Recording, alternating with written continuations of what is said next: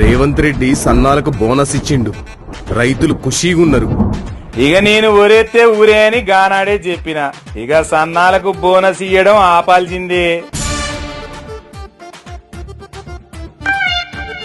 Global summit మస్తు success అయింది.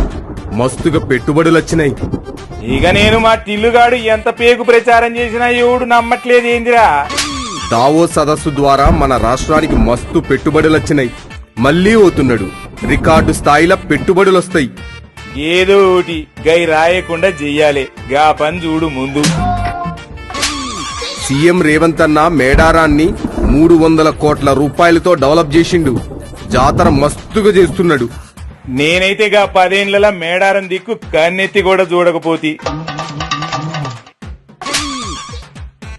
అరే నేను మాట్లాడకుండానే మాట్లాడినట్టు కలొచ్చిందిరా. గైనా మీరేంది గీడుర్రు? నీకొచ్చింది కలే కావచ్చు, కానీ అన్ని బయటికి చెప్పేసినావు. గేంది దొరా ఇది? సొంత రాష్ట్రం బాగుపడితే ఓర్వలేకపోతున్నావు. సీసీ ఏం మనిషి సారు నువ్వు. ఇకనైనా మారు.